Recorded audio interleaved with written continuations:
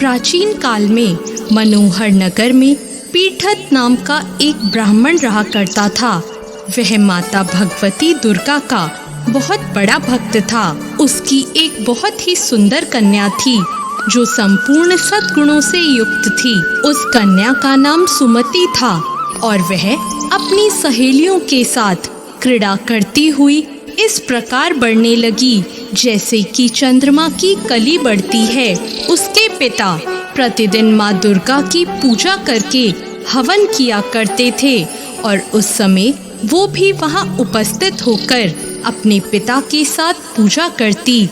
एक दिन सुमति अपनी सहेलियों के साथ खेल में लग गई और भगवती के पूजन में उपस्थित नहीं हो पाई। उसके पिता को अपनी पुत्री की ऐसी असावधानी देखकर बहुत क्रोध आया और उन्होंने अपनी पुत्री से कहा, अरे दुष्ट पुत्री, आज तूने भगवती का पूजन नहीं किया। इस कारण मैं किसी कुष्ठ रोगी या दरिद्र के साथ तेरा विवाह करूंगा। अपने पिता का ऐसा वचन सुनकर सुमति को बहुत दुख हुआ और उसने अपने पिता से कहा, हे पिता, मैं आपकी ही कन्या हूँ और सब तरह से आपके अधीन हूँ। जैसी आपकी इच्छा हो वैसा ही करो। आप चाहे मेरा विवाह किसी से भी कर दो, पर होगा वही जो मेरे भाग्य में लिखा है। मेरा अटल विश्वास है कि हम जैसा कर्म करते हैं हमें उसी के अनुसार फल मिलता है, क्योंकि कर्म करना मनुष्य के अधीन है और फल देना ईश्वर के अधीन है।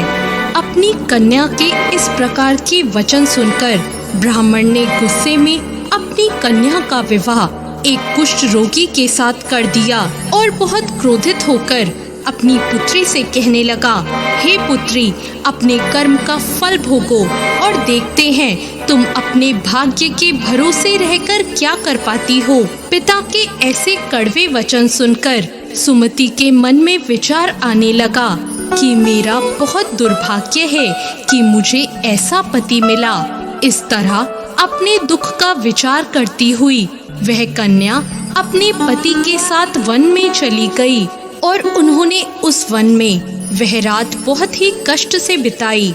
उस गरीब बालिका की ऐसी दशा देखकर माता भगवती उसके पूर्व पुण्य कर्मों के प्रभाव से प्रकट हो गई और उन्होंने सुमति से कहा, मैं तुझसे बहुत प्रसन्न हूँ, तुम मुझसे जो चाहे वरदान मांग सकती हो। भगवती दुर्गा का ऐसा वचन सुनकर सुमति ने कहा, आप कौन हैं? वह मुझे बताएं। यह सुनकर भगवती देवी ने कहा, मैं आदि शक्ति भगवती हूँ, मैं ही ब्रह्म विद्या और सरस्वती हूँ। प्रसन्न होने पर मैं प्राणियों के दुख दूर कर देती हूँ और उनको सुख प्रदान करती हूँ। मैं तुझ पर तेरे पूर्व जन्मों के पुण्य के प्रभाव से प्रसन्न हूँ। तुम्हारे पूर्व जन्म में तुम एक भील की पत्नी थी और बहुत ही पवित्र औरत थी। एक दिन तेरे पति निषाद ने चोरी की। चोरी करने के कारण तुम दोनों को सिपाहियों ने पकड़ लिया और ले जाकर जेल खाने में कैद कर दिया। उन लोगों ने तुमको और तुम्हारे पति को भोजन भी नहीं दिया। इस प्रकार नवरात्रि के दिनों में तुमने ना तो कुछ खाया और ना ही जल पिया। इस प्रकार 9 दिनों तक नवरात्र का व्रत हो गया। हे ब्राह्मणी, उन दिनों में जो व्रत हुआ, इस व्रत के प्रभाव से प्रसन्न होकर मैं तुम्हें मनवांछित वर देती हूँ। तुम्हारी जो इच्छा हो मांग लो।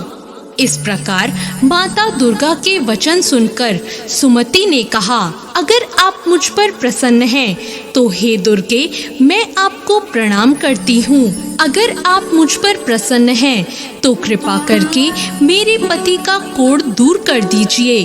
देवी ने कहा, उन दिनों जो व्रत तुमने किया था, उस व्रत का एक दिन का पुण्य पति का कोढ़ दूर करने के लिए अर्पण कर दो। उस पुण्य के प्रभाव से तेरे पति का कोढ़ दूर हो जाएगा। इस प्रकार के वचन सुनकर सुमति बहुत प्रसन्न हुई और उसका पति निरोग होकर बहुत ही सुंदर और कांतिवान हो गया। वह ब्राह्मणी पति की ऐसी काया देखकर देवी की स्तुति करने लगी और कहने लगी, आप दूसरों की दुर्गति को दूर करने वाली, तीनों लोगों का संताप हरने वाली, समस्त दुखों को दूर करने वाली, रोगी मनुष्य को निरोग करने वाली, प्रसन्न होकर मनवांछित फल देने वाली और दुष्टों का नाश करने वाली, जगत की माता हो। मुझ निरपराध अबला को मेरे पिता ने एक कुष्ठी मनुष्य के साथ विवाह कर घर से निकाल दिया।